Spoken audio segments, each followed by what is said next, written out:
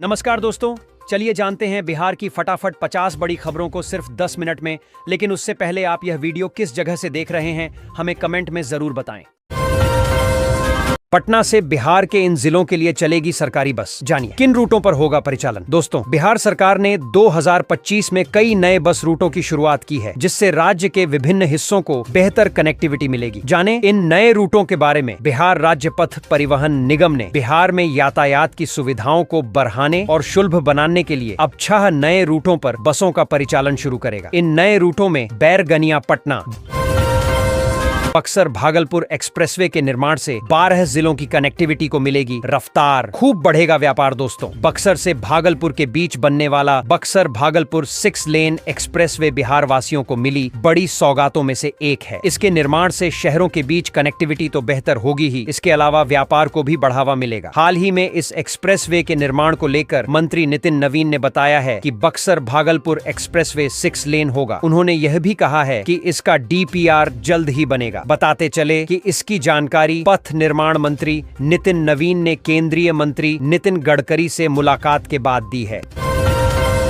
PM Awas Yojana सर्वे तो हो गया, कब मिलेगा पक्का घर, कैसे तय होगा, लिस्ट में नाम। दोस्तों, प्रधानमंत्री आवास योजना ग्रामीण के लिए सर्वे का काम पूरा हो चुका है। इसकी आखिरी तारीख 15 मई थी। अब सर्वे के बाद आपको घर बनाने के लिए पैसा कैसे मिलेगा, लिस्ट में नाम कैसे आएगा, इस लेख में जाने देश के हर गरीब को पक्का घर देने के उद्देश्य से शुरू की गई प्रधानमंत्री आवास योजना ग्रामीण 2.0 के लिए सर्वे का आखिरी मौका अब हाथ से निकल चुका है। 15 मई इस योजना का लाभ उठाने के लिए अपनी इंडस्ट्रियल कॉरिडोर की प्रस्तावित जमीन को लेकर फंसा पेच। 155 लोगों के नाम से मिली जमाबंदी। दोस्तों, भागलपुर के गोराडीह में औद्योगिक गलियारा के लिए चिन्हित 117 एकड़ जमीन पर जमाबंदी का मामला सामने आया है। 155 लोगों के नाम से जमाबंदी की जांच जिला प्रशासन कर रहा है। औद्योगिक गलियारा की प्रस्तावित जमीन पर निर्माण रोक दिया गया है। DM ने 3 सदस्यीय कमेटी बनाकर जाँच के आदेश दिए हैं ताकि उद्योग स्थापना में कोई बाधा न आए।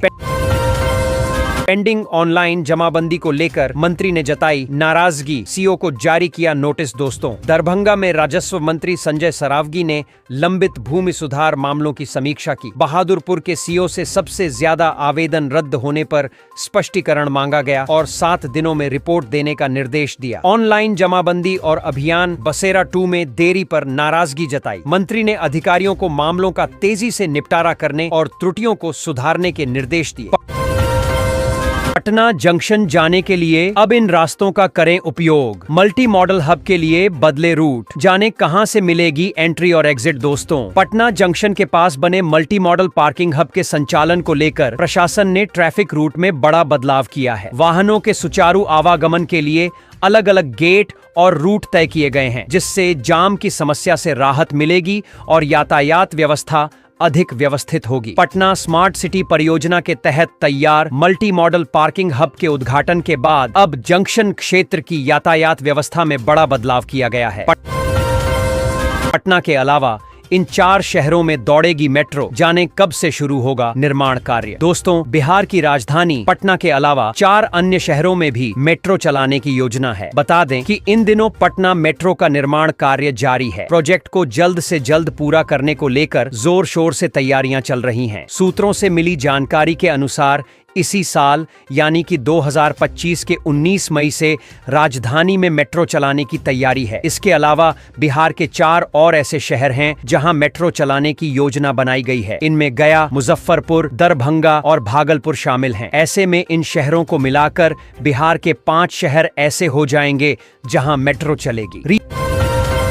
सीतालाल यादव के खिलाफ चला प्रशासन का बुलडोजर, 17 दुकानों को किया गया ध्वस्त। दोस्तों, पटना बड़ी खबर राजधानी पटना से है, जहां के दानापुर के कोथवा गांव में प्रशासन का बुलडोजर चलते ही हड़कंप मच गया। मालूम हो कि दानापुर का इलाका RJD विधायक रीतलाल यादव के नाम से जाना जाता है।